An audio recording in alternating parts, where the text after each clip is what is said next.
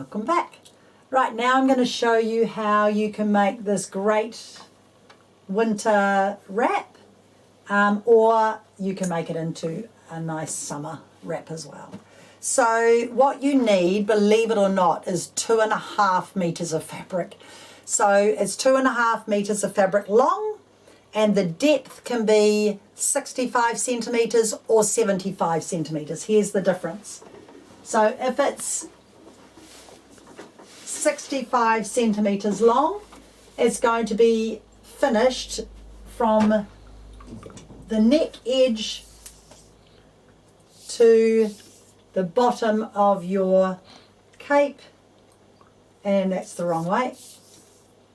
It is going to be about 62 centimeters finished. So if you want it longer, the blue one I've made 10 centimeters longer. That comes out at about 69, 70. So it just makes it a little bit longer there. And the only difference is, this is the sleeve opening. So the only difference it's going to make is that sleeve opening on the longer one will be smaller. It makes no difference. It hangs the same, it looks the same. And in fact, I actually think I like the smaller opening. Okay, so this is a very, very easy garment to make, and I'm just going to show you how you do it on this one here, and then I'll do this one as well. So pretend this is my 2.5 meters of fabric, because I'm just doing a sample because it's really a lot of fabric to try and hold up. So this is the fabric that I've chosen, and I've overlocked around, just with a 3-thread overlock, around the whole piece of my fabric. Okay, now on the long side, so the long side, the 2.5 meter that way, you're going to turn up just a little bit of your fabric to top stitch. So all I'm going to do for this one is I'm going to turn this to the wrong side. I don't bother pinning, I just turn it to the wrong side. I've got my number one foot on, and I'll make sure that is the wrong side it is. And I'm just going to put my foot down.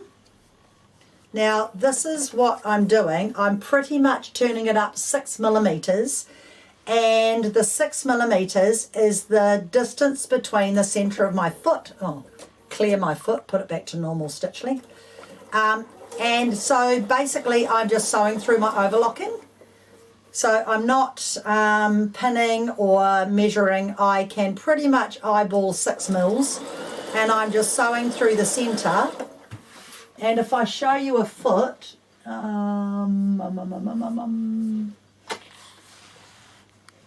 if I show you a foot here, it's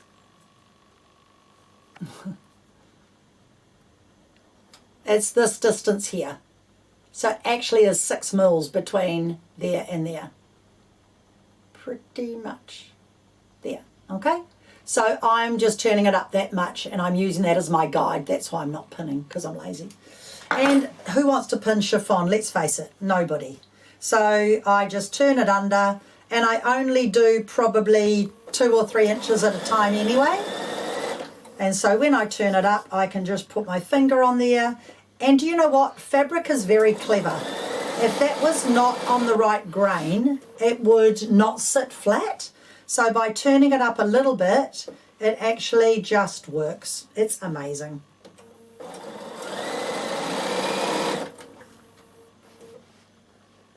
So this is just something I saw online, but I've changed the next step a little bit. So I've also changed it in your notes, because I think I've made it a little bit easier to understand. But it's going to be so much easier by you watching it, so it doesn't really matter. So you do both long sides. Just make sure you push that out of the way so it's sitting nice and flat. And I am very lucky having this lovely big table, because it does help, because I've got a bit more room to work on. So this is the height adjustable table that you can wind it up and use it as a cutting table as well. It's very, very handy.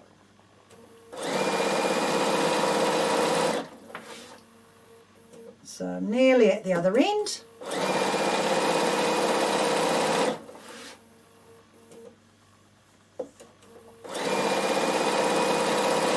So for this top, we have got a 5-inch allowance for our neck edge.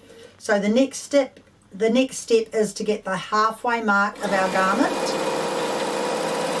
which obviously will be 1.5 meters on your garment, but on this one not as much, because it's just too hard to hold it up to show you. So I'm going to get the halfway mark of this garment and put a pin, not a clip but a pin, and when I'm doing it I actually put the pin through a couple of times because chiffon likes to drop the pins out. Then I lay it down on my table and I get my tape measure, or usually this actually, and I measure 2.5 inches and I put a pin 2.5 inches away on both sides. So this is my neck edge. So 2.5, see what happens? 2.5 inches on either side of my previous pin. I think you're definitely all going to make these because they're too easy not to, and they look really, really nice on. So this one obviously won't really fit anybody, maybe one of my grandchildren. Right, so there's my neck edge. Okay, so now what happens is this edge here is going to come and meet up with this edge here.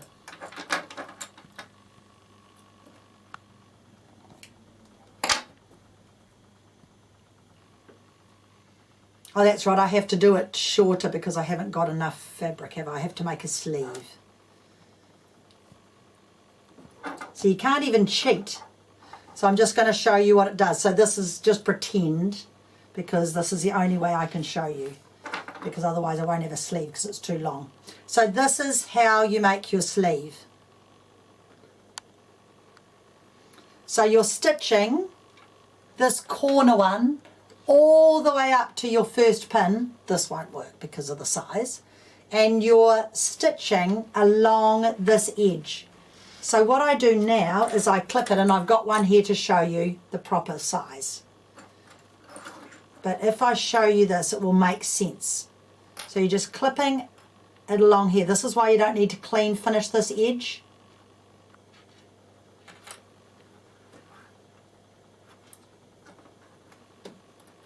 So you bring the bottom one up to the top, okay?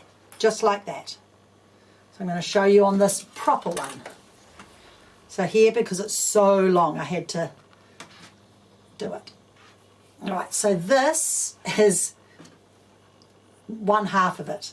So here's my one I've done. So I'm going to measure 5 inches from here, because that will be my next one to bring up, and I can show you properly on this one. I thought I'd be able to show you on that one, but it really doesn't work. So 5 inches. So this is my mark. And this is the one I've previously done and top stitched. Okay. So if you have a look here, if I go like this and show you, this is my neck edge. This is my bottom corner. It goes all the way up to here, right side to right side, and just clip it. And this becomes my sleeve. So you can see this is a longer one, so it comes all the way to here. This is my end that's clean finish, my straight line. This comes all the way up to my second mark. So it was 2.5, I've stitched this one. This is 2.5, I've stitched this one. And just double pin that one there, and then pin all the way along here. It's very, very clever because it makes your sleeve. And I use clips. And you can see I'm putting it just down below my folded edge. I don't want to have that up there because I'm going to make what's called kind of a French seam on this. So I just stitch it down here. Now just cut off your threads. Yeah, that was an epic fail. I thought I could have shown you on that other one, but it didn't work. So you can see it doesn't matter that this is a smaller sleeve. It really doesn't matter. Makes absolutely no difference.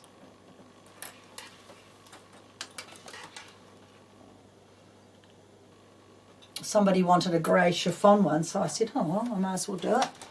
Nice and easy and quick. So just stitch this onto here. Now, I've clipped that onto there, but I can actually go onto here, and if I want to, and I can stitch on that same row of stitching line. Oh, now I've got the wrong colour thread on. I'll put the grey thread on, so it's the right colour. And it's saying to put the feed dogs down for some weird reason. I'm not sure why it's saying that, but I do not want to put the feed dogs down, so I must have knocked something. So when you're doing it, you do want to match up your thread colour as much as you can because you're going to be top stitching it. I can leave the stitch length on 2.5 because I am sewing it onto the garment, and if I want to, I can lengthen it when I top stitch. Cut that thread. So now I'm putting the grey thread on. Can I just remind you that when you're using, I think I did last time, but I had it happen again today, when you're using these Gutermann spools, this part here locks your thread on, but if you try and sew, it can catch your thread when you're sewing. So make sure you turn it round so the word Gutermann is on the top when you're actually stitching, so you don't have any catching of your thread. Be very aware of that because it's really annoying. And by the way, do not push this on really hard. I had a customer the other day and she couldn't work out why her needle broke because she had this on far too tight. So make sure you do not have that on tight. So there, there, there. And if your needle threader doesn't work, maybe clean it. Sometimes the needle threaders are dirty and that's why they don't work. And if you have got the number 1 foot on, you can just put your needle down through the foot, pull your thread and put that down. Turn your spool cap around so it covers the end. If you've got a bigger reel of thread, turn your spool cap so that it covers the thread. And this end matches this end, so this is the right spool cap for that one, so the thread doesn't get caught. Right, so you can stitch from that side if you're worried, but you really don't need to because I know the width of the stitch I used and I can see it clearly here on this side, so I'm going to sew from this side and use my foot width, and I can see clearly that I've used the foot width across my seam. So all I'm going to do is put my foot up and top stitch this on. Well, it's not top stitching, sew this on, and clearly you can see my overlocking is down below my fold of my fabric. You can go pretty whizzy along here. And the beauty is you've only had to sew 2 straight rows of stitching so far, so it's very quick and easy. And having an overlocker certainly has made it nice and easy because that edge is all cleaned off.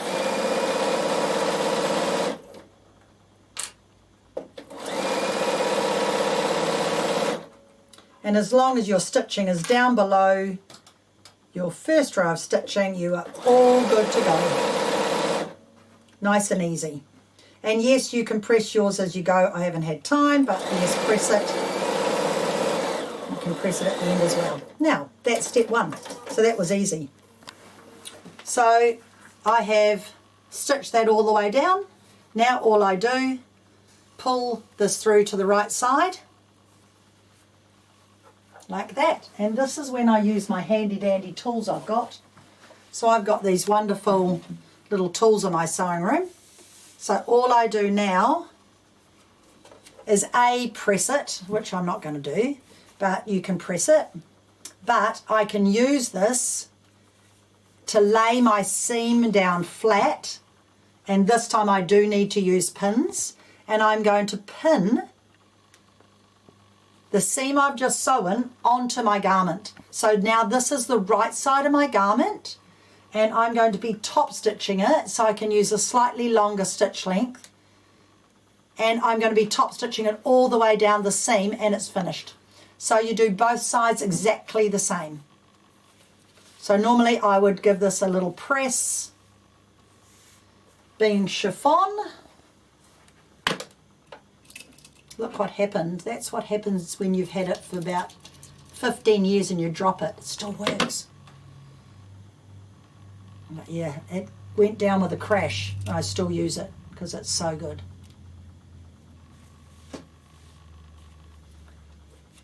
So give that a little, very light press when you're doing chiffon.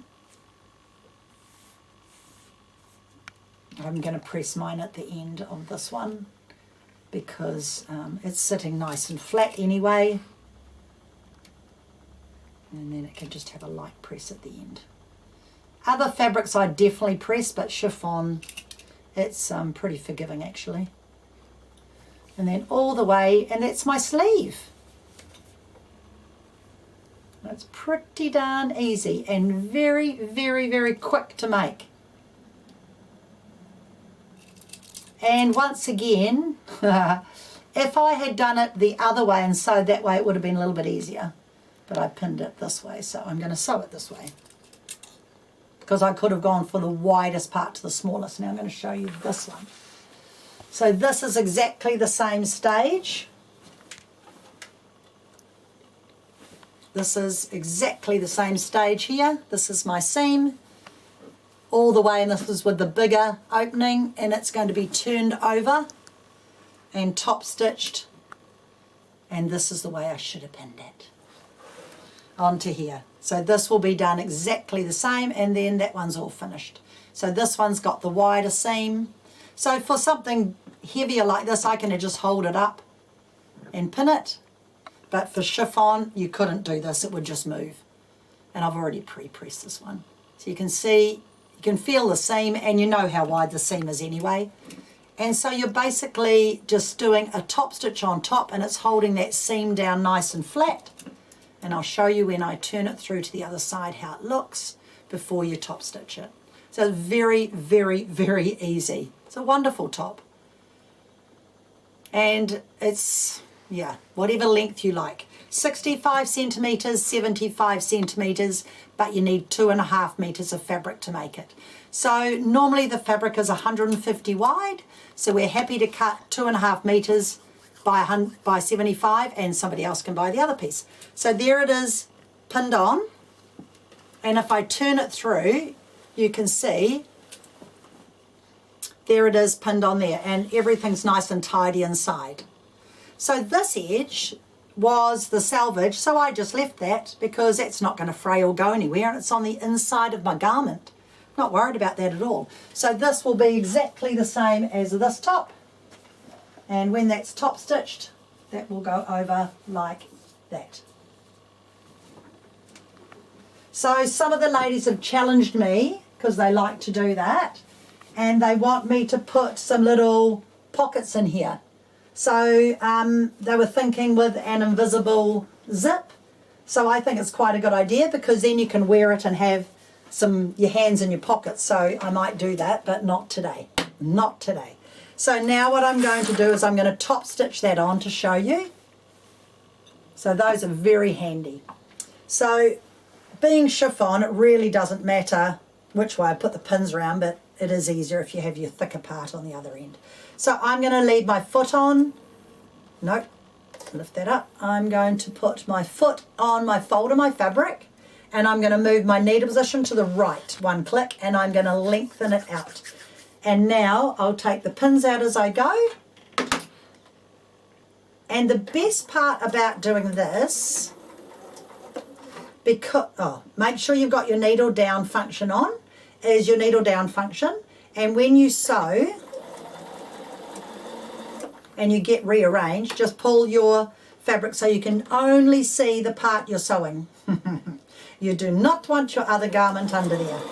Hence why I should have pulled it from the other way. It makes no difference. Chiffon goes to nothing when you pull it. So pins out as you go and just top stitching. Okay, pull it down. Make sure it's sitting flat, the part you're doing. Do you know the dual feed is so good on these machines. If you're worried, you can hold it front to back. No need really, but if you want to, you can.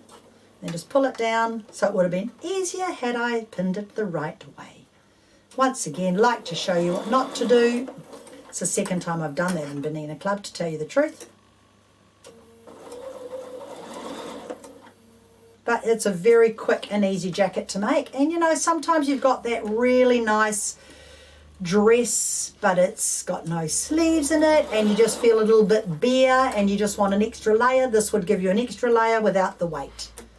And then for winter, you can have it as a nice cozy little top. So I'm going to just put my hand in there to make sure. Yep, no, we're all good. And you can actually see through it, so you can make sure that you're not sewing on your garment. Pull it down as you go. And the foot width along the edge. Doesn't matter what size machine you've got, you can always move your needle position to get the right result. Just going to cut that thread that's annoying me there. Pull this down. And top stitch. Don't try and do a whole big long length at one time, just do a little bit at a time. Pull your garment down. Pins out as you go and flatten it down. Another reason why I didn't actually want to press that, because I don't want it. I just want it nice and soft finish. And I'd very, very lightly press it, and probably the only time it did get pressed, because you will wash it and it will drip dry. Quite a good thing to take on holiday actually, because it's very, very light in your suitcase, yet it's a nice little covering for you to have when you just need a little cover. And when you get to the end, just back stitch it or lock it off, because that's going to be your neck edge. So I'm just going to reverse it and then cut it with the scissors. And then take my work out. And that is the finish on that one. So you've just top stitched it all the way across there, and then I'll just give it a light press. So this is what there's my thread. This is what I'm talking about the size of your sleeve. So you're not losing much by making it a longer jacket, because you're only getting a sleeve that size. On this one, the sleeve is, I've done that one smaller. On this one, it is bigger. So you can see it's a much bigger opening. Okay? So it really doesn't matter. If you want it longer at the back, make it longer, make it deeper, and your sleeve just becomes smaller. It honestly does not matter. But they're very, very nice. So this one, I'll put this one on. Got your sleeve. You got your sleeve. So they're just a nice little shrug. All right? So there's nothing hard about them. They're very, very easy, and they're easy to wear. So I think they're great. So just be aware that honestly, it doesn't matter what fabric you make it out of, whether it's a heavier wool fabric like this one. This is a wool blend, and it still hangs okay. You can even make it out of a knit fabric. There's nothing stopping you from making out of a knit fabric, but this one here would be like wearing a little blanket. I'm actually thinking, you know, I might make a merino one, because I'm going on a plane and I get really cold on a plane, and I think a light merino one of these would be really good just to put as a wrap on the plane, because you want something nice and light.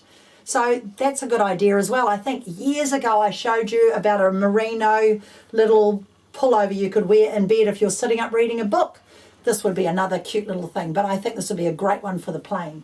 So I might just take this one with me because I think that blue one might go over a couple of my dresses and it might just be a nice little covering to wear. Cover the arms, you know, as we get older.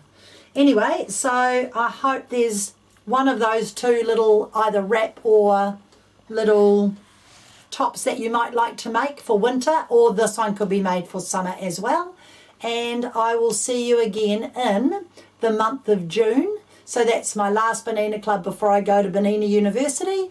And then when I come back from Bernina University, I am sure I'm going to have so much to tell you, because I have booked into so many classes at Bernina University. So I'll be learning lots of new things. And I'm really looking forward to going. So I will see you in June, and then when I come back in July with all my things that I've learnt at Bernina University. So I'll see you again soon.